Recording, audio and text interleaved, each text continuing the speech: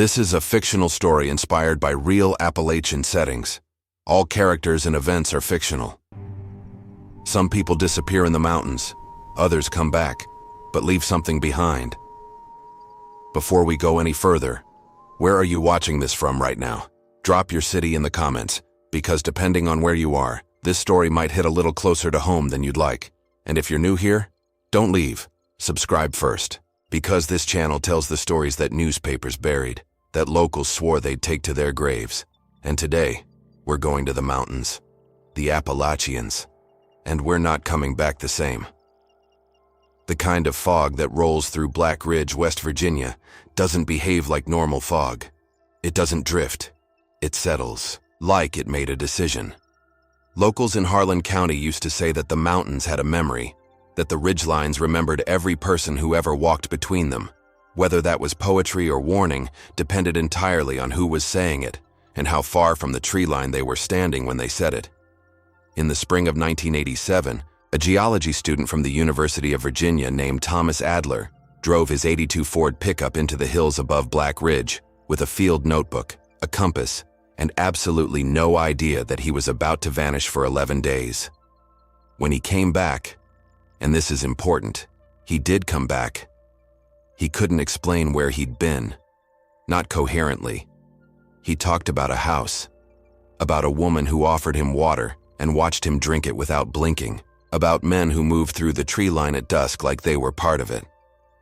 The sheriff at the time, Dale Murtaugh, filed the report and then quietly suggested that Thomas had probably gotten lost, drunk some bad creek water, and let his imagination do the rest.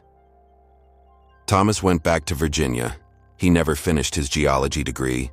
He didn't talk about Black Ridge again, not publicly anyway.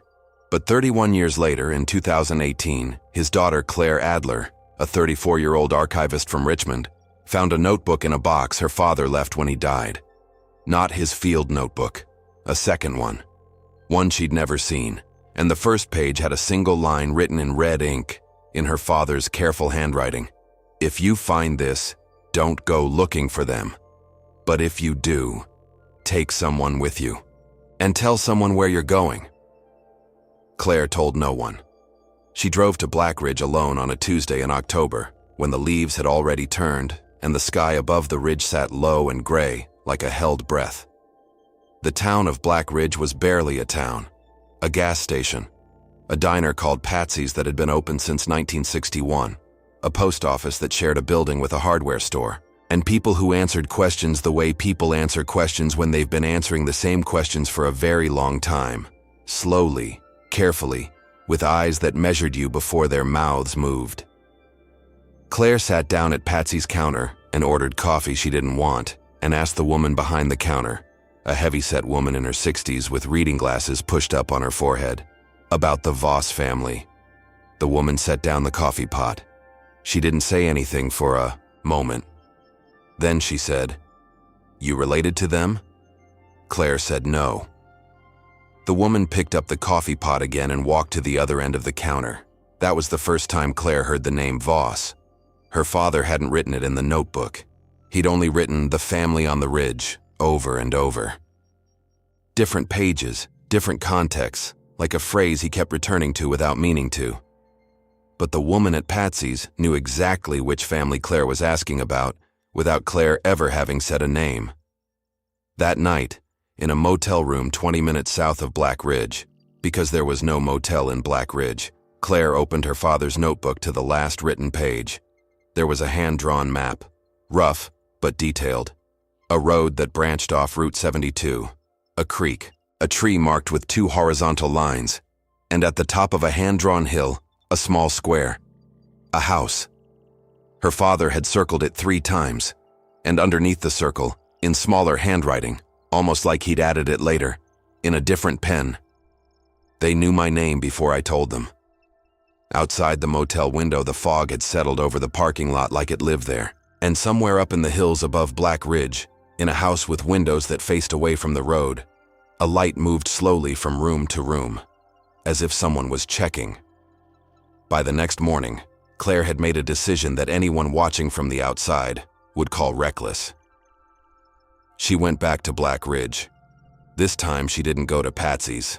She went to the county records office, a room attached to the courthouse in the neighboring town of Alderton, 12 miles east. And she asked a tired-looking clerk named Gerald if she could look at property records for the Black Ridge area going back to the 1940s. Gerald, to his credit, didn't ask why. He just handed her a pair of white cotton gloves and pointed at a filing cabinet in the corner like it had personally offended him.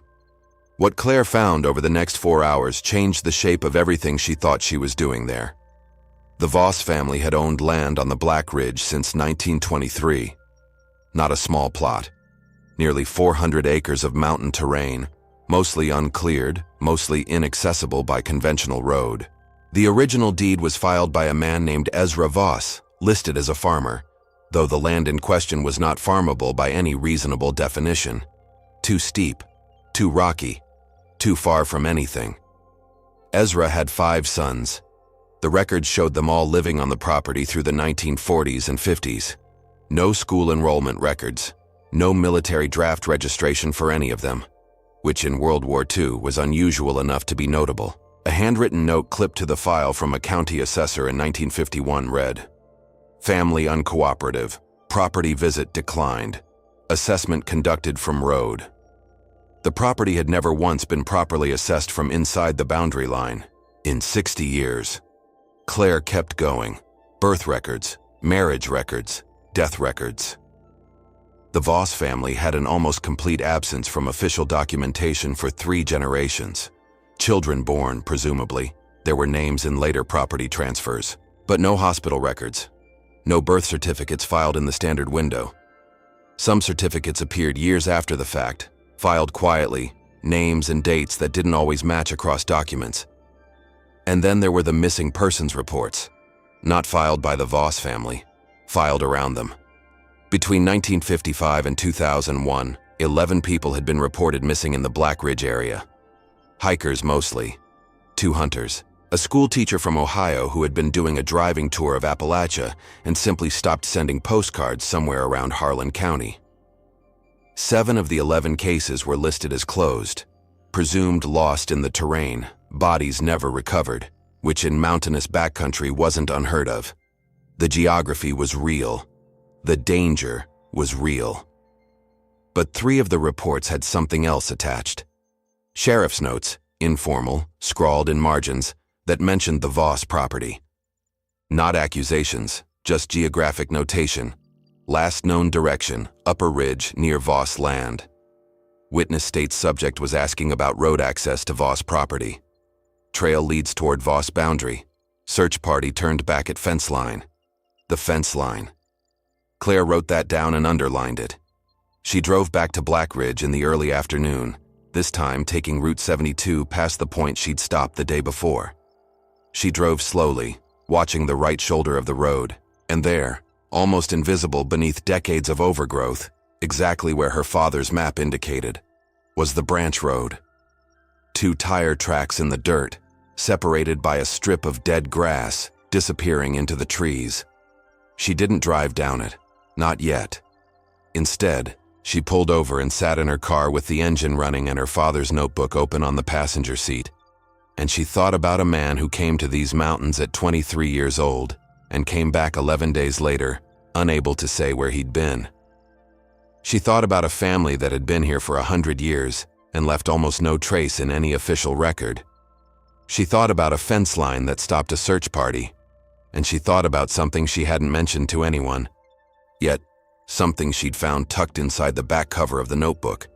A photograph, black and white, worn at the edges. 5 people standing in front of a house. A man, tall, in dark work clothes. A woman beside him, face slightly turned, as if she'd looked away at the last second. 3 younger men behind them. No names on the back, no date. But on the porch railing of the house in the photograph, Claire had looked at it under the motel room lamp the night before, squinting, unsure if she was seeing what she thought she was seeing. There was a small carved mark, 2 horizontal lines, the same mark her father had drawn on the tree in his map. The fog came early that afternoon. By 3 o'clock, Black Ridge was swallowed. Claire sat in her car on the shoulder of Route 72, and somewhere in the trees to her right, Something moved through the underbrush, heavy, deliberate, and unhurried. She told herself it was a deer. She almost believed it. Her name was Dora Mae Sutton, and she was 81 years old, and she had lived in Black Ridge her entire life. And she was the only person in that town who would talk to Claire without first deciding whether Claire was worth talking to. Dora Mae lived in a white house at the edge of town with a porch full of wind chimes and a garden that, even in October, still held onto a few stubborn marigolds. She'd been a schoolteacher for 32 years. She had taught, she said with a dry smile, every child in this county who was allowed to come to school. That last phrase hung in the air between them. Claire asked her what she meant. Dora Mae poured them both sweet tea and sat down in the chair across from Claire with the deliberate ease of someone who has decided to say something they've been holding for a long time. The Voss children, she said, never came to school. Not one of them. Ever. In 32 years. You want to know how I know? Because I asked. Every year I asked. And every year the county said the family had submitted a homeschool declaration. I filed a concern 3 times. 3 times it went to the county board. 3 times I was told it had been reviewed, and the children were receiving adequate instruction. She paused. I never met a single person who had reviewed it. Ezra Voss had died in 1978, at an age that, depending on which document you believed, was either 79 or 91. His oldest son, Caleb Voss, had taken over the property. Caleb had, according to Dora Mae, come into town perhaps 4 or 5 times in the 20 years she could remember. Always to the hardware store, always alone, always in a truck with no license plate that anyone ever saw fit to ticket. Caleb had a way about him, Dora Mae said carefully. Not threatening, not exactly. But you'd watch him walk down the street and something in your chest would settle, like your body was making a calculation you hadn't asked it to make. She described a specific memory from 1994. A young man, a hiker, passing through, had made the mistake of asking the wrong person how to get to the upper ridge. That wrong person had pointed him toward the Voss Road. 3 days later, the hiker called his mother from a gas station in Virginia. He was fine, physically, but he refused to describe what had happened on the ridge. He told his mother he'd gotten lost, stayed with a family for a night, and that he needed to come home. He drove directly home from that gas station and didn't leave his apartment for 2 weeks. Dora Mae had heard this story from the gas station owner's wife, who had been friends with the hiker's aunt. In a small town, Dora Mae said, setting down her tea glass, information travels in circles. You just have to know whose circle to stand in. Claire showed her the photograph. Dora Mae held it for a long time. Then she pointed at the woman standing beside the tall man, the one who'd turned her face slightly away from the camera. That's not Ezra's wife, she said. Claire asked how she could tell. Because I knew Ezra's wife. Her name was Ruth. Ruth was a small woman, narrow shoulders. This woman, she tapped the photograph, is tall, and she's wearing Ruth's apron. A silence opened up between them. There was talk, Dora Mae said slowly. Years ago, before my time, but my mother remembered it. A woman who had been traveling through, a widow from Tennessee, I think, who stopped at the ridge and never made it to the next town. The sheriff at the time went up to ask questions. Caleb's grandfather, Ezra, said the woman had stayed one night and moved on. The sheriff believed him. Why? Claire asked. Dora Mae looked at her steadily. Because in 1941 in Harlan County, West Virginia, you believed the man on the mountain, especially if that man had been here longer than your father.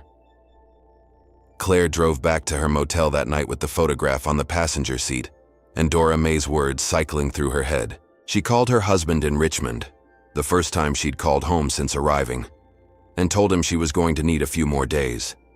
He asked if she was okay. She said she was fine. She wasn't fine. She just didn't have a word yet for what she actually was. That night, Claire spread everything on the motel bed.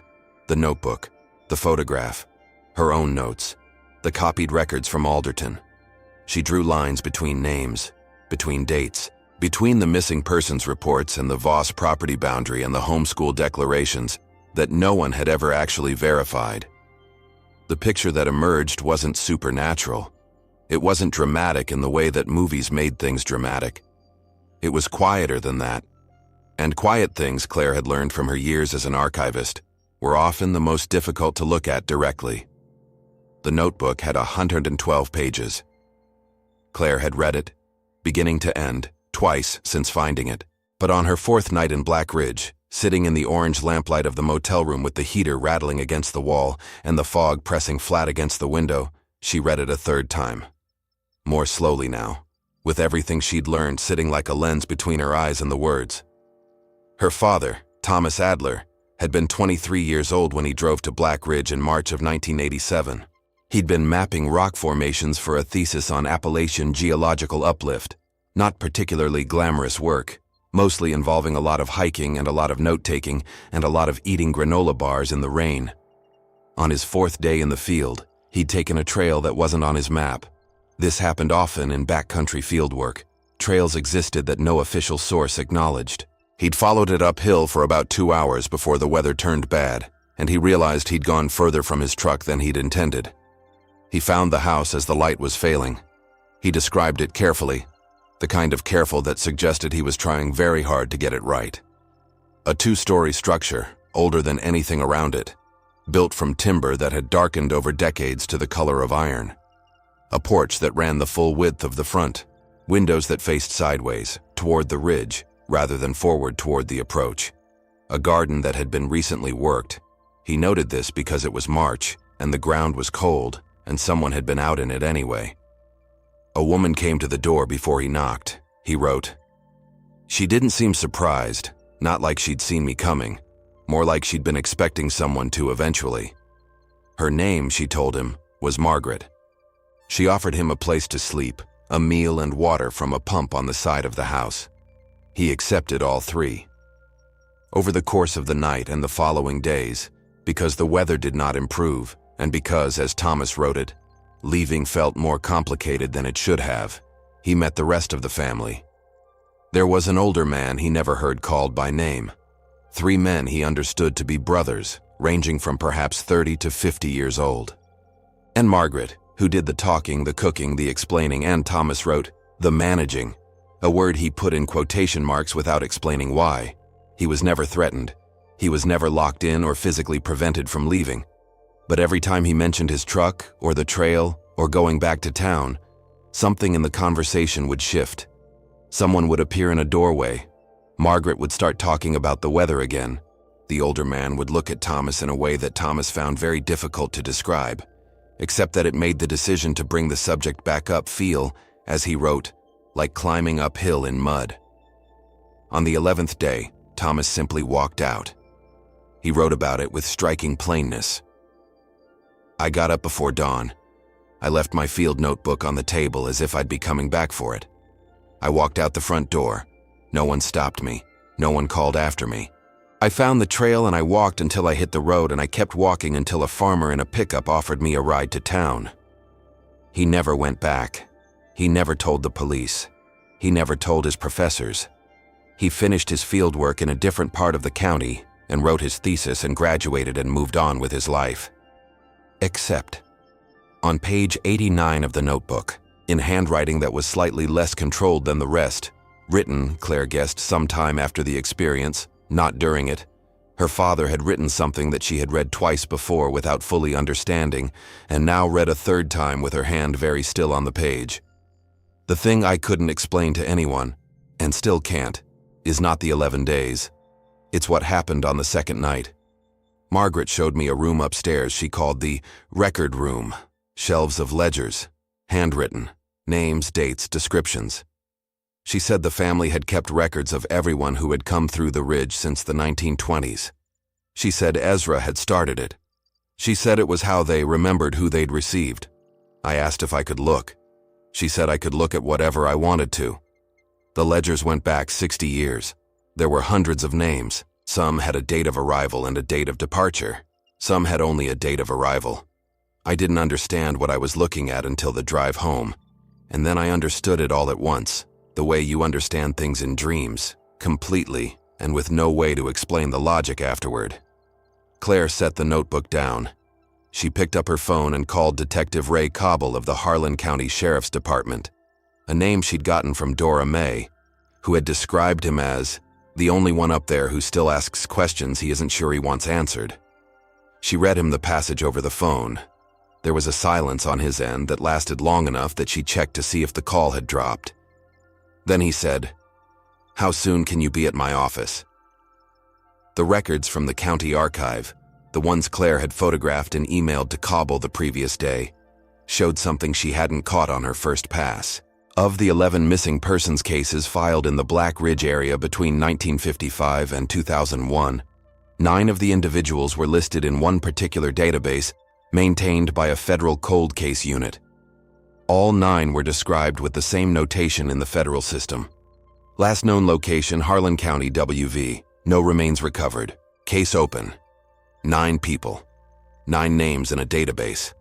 And somewhere in a house on the ridge, a room full of ledgers with names, dates, and descriptions going back to 1923. Claire thought about her father, 23 years old, standing in that room. She thought about how he'd said he could look at whatever he wanted, and she thought about how he had looked and then come home and said nothing for 31 years. What does a person see that makes them choose silence? What does a person have to believe about the world or about themselves to look at something like that and decide that walking away quietly is the safest kind of truth?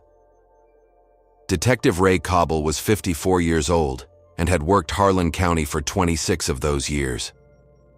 He had a face that had been weathered into something like patience, not kindness exactly, but the particular stillness of a man who had learned to wait for things to become what they actually were rather than what they first appeared to be. He met Claire at his office on a Wednesday morning, and he laid 3 folders on the desk between them, and he said, "I'm going to tell you some things, and then I'm going to ask you some things. And I need you to understand that what I'm about to tell you is information from an open investigation, which means it stays in this room." Claire agreed. Caleb Voss had died in 2009. The property had passed, according to a will filed in Alderton, to his son Eli Voss, who was at that point approximately 40 years old. No photograph existed in any county record, no driver's license, no voter registration. But Eli Voss existed because 18 months earlier, in April of 2017, a hiker had reported an encounter on the Upper Black Ridge Trail that had prompted a welfare check. The hiker, a man from Pittsburgh named James Correa, had described being approached by a man while setting up camp near the ridge. The man had been polite, calm. He'd told James that he was camping on private property and asked him to move on. James had moved on without incident, but something about the encounter had bothered him enough to report it when he got back to town. The welfare check had been conducted by a deputy who drove to the fence line, called out, and, receiving no response, noted the property as occupied and returned to the station. Standard procedure, completely inadequate.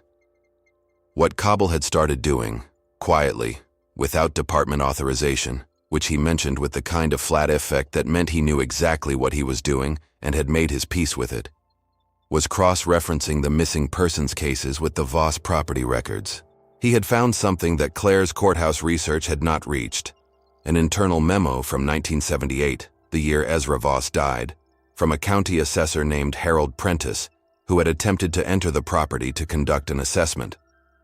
Harold Prentice had written, in the memo, "Property was accessed approximately 200 yards past the tree line before I was met by the eldest son, who informed me that I was trespassing and that any further approach would be considered a violation of the family's rights. He was not aggressive, he was specific. He used the phrase rights of the ridge, which I did not recognize as any legal framework. I returned to the road. I filed this report. I am noting for the record that I observed in the distance 2 structures I had not seen on any county plat. One appeared residential. One did not. One did not." Cobble let that sit. Then he opened the second folder. In 2019, 1 year after Claire's father had died, 7 months after Claire had received the notebook, a federal environmental survey team conducting erosion mapping in the Black Ridge area had found, during a ground scan, 3 areas of soil disturbance on land that bordered the Voss property. Not on the Voss property, just outside the boundary. as if whatever had been placed there had been positioned, carefully, to sit just beyond the legal line. The federal team had flagged it. The flagging had triggered a review. The review had been handed to the county. The county had handed it to Cobble. Cobble had requested a forensic soil assessment. The results were pending. He looked at Claire across the desk. "Your father was in that house," he said. "He saw those ledgers. He knew, or he suspected, what those names without departure dates meant." Claire's hands were flat on the table. She didn't trust them in her lap. "He came home," she said. "He came home," Cobble agreed. "And he didn't say a word. And I'm not judging him for that. He was 23 years old and he'd just walked 11 days out of something he didn't have language for. People do what they can do." He opened the third folder. The federal team found something else during the soil survey. Not in the disturbance areas. Near the tree line. Underneath about 3 inches of leaf matter. He placed a photograph on the desk. A small object, bagged in evidence plastic. Weathered, corroded, but legible. A dog tag, military issue, stamped with a name, a serial number, a blood type. The name was Robert Allen Mears. The serial number traced to a Korean War veteran from Tennessee who had been listed as missing since 1953, not missing in action, missing at home. He had returned from Korea, lived in Tennessee for 3 years, told a neighbor in the spring of 1956 that he was going to drive through the mountains and had never arrived at his destination. He had been 28 years old. His case had never been officially connected to Black Ridge. There was no reason it would have been. In 1956, the Voss property was just land on a mountain in a county where land on a mountain was not unusual. But Robert Allen Mears's dog tag was now sitting in an evidence bag on Ray Cobble's desk. And the forensic soil assessment was still pending. And somewhere on the ridge, in a house with windows that faced sideways toward the mountain, Eli Voss was alive and present and waiting the way people wait when they have never had reason to believe the wait would end. Claire drove back to Richmond 2 days later. She returned to her job at the archive. She made dinner with her husband. She walked her dog on the same streets she had always walked. But every evening before she slept, she checked her phone for a message from Ray Cobble. And every morning she opened her father's notebook to the last page, to the hand-drawn map, to the circled house, to the words written in a smaller hand than the rest. "They knew my name before I told them." She thought about that sentence the way you think about something that won't resolve. Not obsessively, not dramatically, just persistently. Like a sound at the edge of hearing that you can't locate. Her father had walked into that house. He had seen what was in that room. He had walked out. He had lived his life. He had raised a daughter who became an archivist, a woman whose entire professional life was built on the belief that what gets buried matters, that names deserve to be findable, that silence is not the same thing as resolution. Maybe he had known, in the way that fathers sometimes know things they never say out loud, exactly what he was doing when he left the notebook where she would find it. Maybe the notebook was never really about Black Ridge. Maybe it was about her. 3 months after Claire returned to Richmond, the forensic soil assessment results came in. Ray Cobble called her on a Thursday afternoon in January. She answered on the second ring. He didn't say hello. He said, "Claire, we found something." That's where we leave it for now. Not because the story is over. It isn't. But because some things take time to come fully into the light. Ray Cobble is still working. The investigation is still open. And Claire Adler, archivist, daughter, the woman who drove alone to a mountain town because her father left her a map. She's still waiting for that call to mean everything she needs it to mean. If this story stayed with you, and I think it did, share it. Because stories like this one deserve to be heard by more than one person in a room. Drop in the comments. Where are you watching from? And what do you think Thomas Adler saw in that ledger? That made him choose 31 years of silence over one phone call. I'll read every answer. See you in the next one.